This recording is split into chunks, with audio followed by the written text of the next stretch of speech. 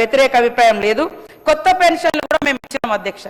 ఆడ ప్రజావాణిలో వచ్చేటువంటి అప్లికేషన్లు లేదా ఎవరైనా ఎమ్మెల్యేలో మంత్రులు మరి సంబంధిత శాఖకు పంపించినప్పుడు ఈ 2 ఇయర్స్లో నా దగ్గర ఉన్న ఇన్ఫర్మేషన్ అధ్యక్ష దాదాపుగా 1,00,000 మందికి కొత్త పెన్షన్లు ఇవ్వడం జరిగింది.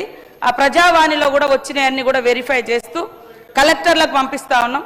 వాళ్ళు పంపిన ఇక్కడ మా సిఓ దివ్యాదేవరాజన్ గారు మరి వెరిఫై చేసి ఇవ్వడం జరిగింది అధ్యక్ష. 1,00,000 పెన్షన్లు మీకు ఎవిడెన్స్ కావాలంటే ఏ ఊర్లో కొత్తగా ఇచ్చినాం అనేది కూడా మేము చూపిస్తాం అధ్యక్ష. అదేవిధంగా వచ్చే 2 ఇయర్స్లో ఇప్పుడు ఈ ఇయర్లో మరి ఒక 2 లక్షలు అదనంగా ఈ 1 లక్షతో పాటు ఈ 2 లక్షలు కూడా ఇస్తామని దానికోసం కూడా ఇప్పటికే మనము బడ్జెట్లో పెట్టడం జరిగింది అధ్యక్ష. ఈరోజు మా బీజేపీ సోదరులు కూడా చాలా గొప్పగా పెన్షన్ల గురించి మాట్లాడుతున్నారు. గత 12 సంవత్సరాలుగా ప్రజల యొక్క అవసరాలు పెరుగుతున్నాయి, మరి రేట్లు పెరుగుతున్నాయి, బడ్జెట్ పెరుగుతుంది, అన్ని పన్నుల వసూళ్ల రూపం పెరుగుతుంది కేంద్రం నుంచి. కానీ రాష్ట్రాలకు ఇవ్వాల్సినటువంటి మరి ఆ పెన్షన్ గదే 200, గదే దివ్యాంగుల 300 గవే మరి ఇవ్వడం జరుగుతుంది అధ్యక్ష. వాళ్ళు సంవత్సరానికి అంటే నెలకు మనకు చూస్తే ఈరోజు కేవలం 6,81,613 మందికి మరి ఇంతమందికే వాళ్ళు ఇచ్చే పెన్షన్ వర్తిస్తుంది. అది కూడా 2.23% మాత్రమే అధ్యక్ష.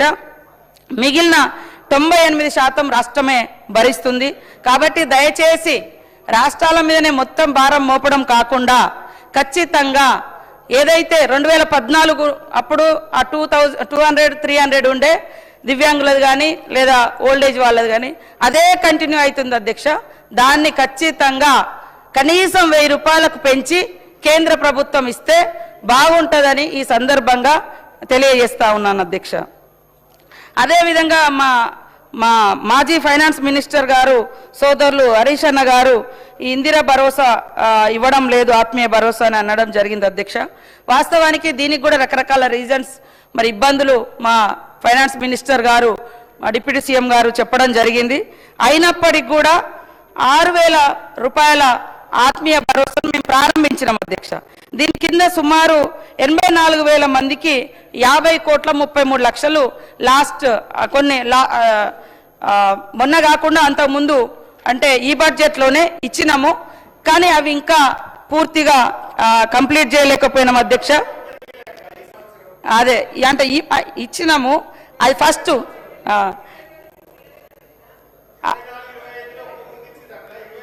ఒక్క ఊరు కాదన్న, ఈ డబ్బులు మీకు లెక్క కావాలంటే నేను ఇస్తా.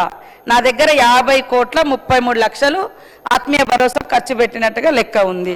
కాబట్టి 80,000 మందికి వచ్చింది. అట్లనే అధ్యక్ష దురదృష్టకరం ఏంటంటే ఈరోజు ఎంతో మందికి ఉపాధినిచ్చి గ్రామీణ ఆర్థిక వ్యవస్థను బలోపేతం చేసే, గ్రామ అభివృద్ధిని మంచిగా డెవలప్ చేసే ఈ యొక్క ఉపాధి హామీ చట్టం మీ పైనే ఉన్నటువంటి మహనీయుడు మహాత్మా గాంధీ పేరు మీద నడుస్తున్న చట్టం ఇవాళ దానికి తూట్లు పొడిచి రాష్ట్రాల మీద భారం మోపి ఏమంటారు తొంట రోజుల్లో తొండి చేస్తున్నారు అంటారు. 125 రోజులు పెంచమని బీజేపీ నాయకులు చెప్తున్నారు. కానీ 125 రోజులలో వాళ్ళ భారము 70కే అయింది అధ్యక్ష. 100 రోజులు గతంలో కేంద్ర ప్రభుత్వం భరిస్తే ఇప్పుడు కేవలం 70 రోజులకే వాళ్ళు పని కల్పిస్తున్నారు. ఇప్పటి వరకు కూడా మనం చూస్తే ప్రతి పని ఇవాళ గత ప్రభుత్వంలో కూడా అయిన పనులు కానీ ఇప్పుడు మేము చేపట్టినాయి కానీ చాలా వరకు మరి మనకు ఎన్ఆర్జీఎస్ నిధుల నుంచే చేసుకోవడం జరిగింది అధ్యక్ష. ఇంకా చేసుకోవాలి. కానీ ఇప్పుడు తీసుకొచ్చినటువంటి ఈ నిబంధన ఈ రూల్స్ ఏవైతే ఉన్నాయో మరి 60-40 అనేది ఆ రేషియో మూలంగా దాదాపుగా 1,500 కోట్ల రూపాయలు రాష్ట్రం మీద భారం పడుతుంది అధ్యక్ష. ఇప్పటికైనా మా బీజేపీ అష్టదిగ్బంధ పాలకులు ఇక్కడ అక్కడ కేంద్రంలో ఇక్కడ అసెంబ్లీలో ఉన్నారు. దిగ్గజాలు అయితే ఖచ్చితంగా ఆ బిల్లును మార్పిచ్చి ఆ మహనీయుడి పేరు ఉంచి 90% అయిన కనీసం మరి మీరు భరించే రకంగా మాకు ఈ యొక్క మిషన్ మన ఉపాధి హామీలో మార్పులకు శ్రీకారం చుట్టాలని ఈ సందర్భంగా కోరుతా ఉన్నాను అధ్యక్ష. ఈరోజు చింతా లక్ష్మారెడ్డి గారు మరి మంచినీళ్ళ గురించి మిషన్ భగీరథ గురించి మా స్పెషల్ డ్రైవ్ అవన్నీ గురించి మాట్లాడడం జరిగింది అధ్యక్ష. నీళ్ళు వస్తలేవని మేము ఆపరేషన్స్ అండ్ మెయింటెనెన్స్కు నిధులు ఇస్తున్నాం అధ్యక్ష. ఇప్పటికీ 450 కోట్ల రూపాయలు ఖర్చు చేయడం జరిగింది అధ్యక్ష. ఎందుకంటే మేము వచ్చినప్పుడు 2023లో వాస్తవానికి చాలా డ్రై ఏరియా ఉండే అధ్యక్ష. మొత్తము ఎక్కడికక్కడ నీటి సోర్స్ ఉన్నటువంటి మనం మిషన్ భగీరథ నీళ్ళు వచ్చే ప్రాంతాలు కూడా డ్రై అవుతుంటే వాస్తవంగా నేను చాలా టెన్షన్ పడ్డా అధ్యక్ష. ఎందుకంటే నాకు ఈ శాఖ ఇచ్చిర్రు, మంచినీళ్ళు లేవు, మరి ఏంటిదని. అప్పుడు మా సెక్రటరీగా ఉన్నటువంటి ప్రిన్సిపల్ సెక్రటరీగా ఉన్న సుల్తానియా గారు, ఈఎన్సీగా ఉన్న మా ఈఎన్సీ గారు, మరి కృపాకర్ రెడ్డి గారు, వీళ్ళిద్దరు ఊర్లో కూడా తిప్పినాం అధ్యక్ష ఎక్కడెక్కడ ప్రాబ్లం ఉందని. ఆ ప్రాబ్లం రాకుండా ఉండడం కోసం మేము స్పెషల్ డ్రైవ్లు కూడా పెట్టి మరి ఆ రోజు అత్యధికంగా కూడా నిధులు దాదాపుగా 210 కోట్లకు పైగా నిధులు కూడా ఇవ్వడం జరిగింది అధ్యక్ష. బోర్లు వేయించినాం, లోకల్గా ఉండే సోర్స్ వాడుకున్నాం. ఎక్కడైనా ఈ పైప్ లైన్ కనెక్టివిటీ బ్రీచ్ అయి ఉంటే, బ్రేక్ అయి ఉంటే వాటికి కూడా నిధులు ఇవ్వడం జరిగింది. స్పెషల్ డెవలప్మెంట్ ఫండ్ కింద సీఎం గారు కూడా నియోజకవర్గానికి 10 కోట్లు 5 కోట్లు అట్లా కూడా రిలీజ్ చేస్తే వాటిలలో కూడా ఎక్కువ మంచినీటి కోసమే వాడుకోవడం జరిగింది అధ్యక్ష. అదేవిధంగా సిర్పూర్ కాగజ్ నగర్లో 50% ఇండ్లకు కూడా నీళ్లు రావడం లేదని అన్నారు అధ్యక్ష మా హరీష్ గారు. ఈ సిర్పూర్ నియోజకవర్గంలో 363 గ్రామీణ ఆవాసాలకు కొమ్రం భీం రిజర్వాయర్ నుండి మరి దాదాపుగా అక్కడి నుండే ప్లాంట్ శుద్ధి ద్వారా తాగునీరు అందిస్తా ఉన్నాం అధ్యక్ష. సిర్పూర్ నియోజకవర్గంలో గ్రామీణ ఇండ్లు 56,755 ఇండ్లు ఉంటే అధ్యక్ష. ఇప్పుడు సరే మిషన్ భగీరథ కావచ్చు, లోకల్ సోర్స్ కావచ్చు, లోకల్గా ఇంకా అన్ని రకాలే వాడుకొని దాదాపుగా 52,233 ఇండ్లకు నల్లా కనెక్షన్లు ఇవ్వడం జరిగింది అధ్యక్ష. వాస్తవానికి ఇంకా కొన్ని నీళ్లు లేని కాడ మేము స్పెషల్గా కనెక్టివిటీ లేని కాడ కొన్ని మిషన్ భగీరథ కూడా చాలా ఊర్లలో కనెక్షన్స్ లేకుండా ఉండే అధ్యక్ష. దాని ద్వారా ఈరోజు లోకల్గా బోర్లకు కూడా మేము అవకాశం ఇచ్చినాం అధ్యక్ష. గతంలో మిషన్ భగీరథలో వాస్తవానికి బోర్లు వేయొద్దని మీరు గత ప్రభుత్వం ఆదేశించింది.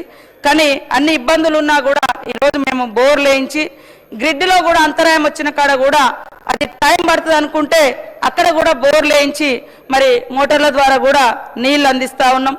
ఓపెన్ వెల్ ఓపెన్ చేసిన అధ్యక్ష. గతంలో చాలా వరకు కూడిపేశారు. అది కూడిపోవడం అనేది చాలా ఇబ్బందికరమైన సిచ్యువేషన్ అధ్యక్ష. కానీ అట్లా కూడిపోకుండా మేము ఆ నీళ్లు కూడా మరి ఓపెన్ వెల్స్ కానీ ఇతరత్ర సింగిల్ ఫేజ్ ద్వారా కానీ ఇవన్నీ అందిస్తా ఉన్నాం అధ్యక్ష. అదేవిధంగా గౌరవనీయులు హరీష్ రావు గారు బీఆర్ఎస్ నాయకులు మిషన్ భగీరథ సంబంధించి minimum draw down levels maintain చేయాలి, కానీ ప్రభుత్వం మరి చేయట్లేదని అన్నట్టుగా నా దృష్టికి వచ్చింది అధ్యక్ష. ఈ విధమైన వాస్తవానికి మేము అన్ని కూడా మెయింటైన్ చేస్తూ ఉన్నాం. ఇప్పుడు ఏదైతే సింగూర్ రిజర్వాయర్లో 7.5 TMCల నీరు ఉంది అధ్యక్ష, దాన్ని మెయింటైన్ చేయాలని ఆదేశించడం జరిగింది. భవిష్యత్తులో అట్లాంటి ఇబ్బంది కూడా ఏం రాకుండా మేము చర్యలు చేపట్టడం జరుగుతుంది అధ్యక్ష. ఈ మధ్యకాలంలో మా దృష్టికి వచ్చింది అధ్యక్ష, మరి శ్రీశైలంలో విద్యుత్ ఉత్పత్తి జరుగుతుంది, నీళ్లు మరి మొత్తం డ్రై అంటే సింక్ అయిపోయే పరిస్థితి ఉంది, మంచినీటి వ్యవస్థ ఇబ్బంది అవుతుంది అని తెలియగానే మరి నేను మా మంచినీటి శాఖ అధికారులు ఉత్తమ్ కుమార్ రెడ్డి గారితో సంబంధిత శాఖ ఇరిగేషన్ మాటలతోటి మాట్లాడి వెంటనే అది జరగకుండా కూడా అంటే ఆపివేయడం జరిగింది అధ్యక్ష. Drinking water is the primary need అనే ఉద్దేశంతో అధ్యక్ష. కాబట్టి O&M బకాయిలకు సంబంధించి కూడా అధ్యక్ష ఆ ప్రభుత్వం వచ్చినాక డిసెంబర్ నాటికి గత ప్రభుత్వం దాదాపుగా 750 కోట్లు ఏజెన్సీలకు బకాయి పెట్టిపోవడం జరిగింది అధ్యక్ష. దానివల్ల కొద్దిగా సాలరీస్ కానీ మరి ఇతరత్ర నీటి శుద్ధి ఐటమ్స్ కెమికల్స్ లాంటి కొనుగోలు ఇబ్బంది అయినప్పటికీ మరి వాటిని దృష్టిలో పెట్టుకొని 2023 డిసెంబర్ నుంచి 25 మార్చి వరకు మా ప్రభుత్వము 515.86 కోట్లను చెల్లించడం జరిగింది అధ్యక్ష. అదేవిధంగా 2025-26 ఆర్థిక సంవత్సరంలో 478 కోట్ల 28 లక్షలను విడుదల చేయడం జరిగింది అధ్యక్ష. ఇవన్నీ మెయింటైన్ చేయడం కోసం కానీ వాళ్ళ సాలరీస్ కోసం కానీ. అదేవిధంగా తాగునీటి మరమ్మతులు కూడా ఎప్పటికప్పుడు మేము చేపడుతున్నాం అధ్యక్ష, ఎలాంటి ఇబ్బంది లేకుండా. కానీ అక్కడక్కడ రోడ్ల నిర్మాణం కానీ లేదా ఇతరత్ర బ్రేక్స్ రావడంతో కొంత ఇబ్బంది అవుతుంది. అదే కాకుండా మేము ట్రైబల్ ఏరియాలో పనిచేసేటువంటి ఎమ్మెల్యేలుగా అక్కడ నుంచి వచ్చినటువంటి ఎమ్మెల్యేలుగా చూసినప్పుడు చాలా విలేజ్లలో మరి గూడాలలో కావచ్చు, తండలలో కావచ్చు, డీప్ ఫారెస్ట్ లో ఉండేటువంటి ఇప్పుడు అచ్చంపేట ఆ ప్రాంతంలో చెంచుపెంటలు కావచ్చు, అక్కడ దాకా మిషన్ భగీరథ పైప్ లైన్ వెళ్ళలేదు సార్.